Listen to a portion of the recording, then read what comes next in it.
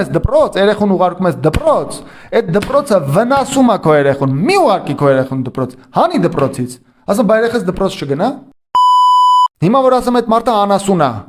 դուք կասեք ինչի ես ասում անասուն, բա անասունն է տենց տրամաբանում, մարդ ես, հարց եմ տալի, ասում եմ եղբայր, դու գնացել ես ընդունվել ես համալսարան, երրորդ կուրս ես, 3 տարում ինչ ես սովորել, հույս ունես, որ ընդհանրապես մի աշխատանք կգտնես, նախ առհասարակ քեզ դու ուրիշից աշխատանք ուզում, սկսենք դրանից։ Ես հիմա խոսում եմ որպես կապիտալիստ, որտեվ Հայաստանը եթե չդառնա զուտ կապիտալիստական երկիր, կործանվում է, չկա, ելք չկա ուրիշ։ Սա առանձին թեմա է, կբացատրեմ մի անգամ։ Հարդ դու անասուն։ Ուրեմն դու երրորդ կուրս ես։ Հիմա խոսքս ուղղում եմ հանրապետության բոլոր ուսանողներին։ Դուք երրորդ կուրս, երկրորդ կուրս, չգիտեմ չորրորդ կուրս, ասենք մնացել է մի տարի։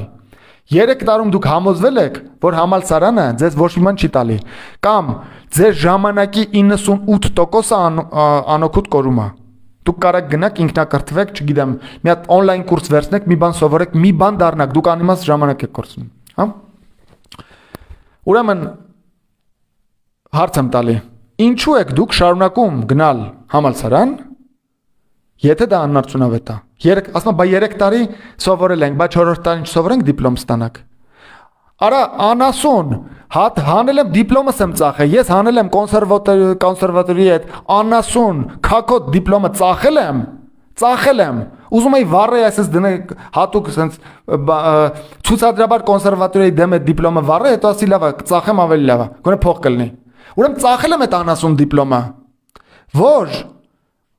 օրինակ ծառայեմ, որ մարդկանց ասեմ այդ դիպլոմը ոչ մեկին պետք չի։ Էլի նույն բան, բա 3 տարի սովորել ենք, բա չավարտենք, դե ավարտեք։ Բայց դուք քաքի մեջ եք լնել, դուք սոված եք լնելու, ու երբ որ դուք սոված ելնեք, ես ուրախանալու եմ։ Ես ուզում եմ դուք սոված ելնեք, որտեվ անասունը պետք է սոված մնա։ Եթե մարդը անասուն է, ինքը պետք է մնա սոված։ Սա ինձ համար արդար բան է, արդար։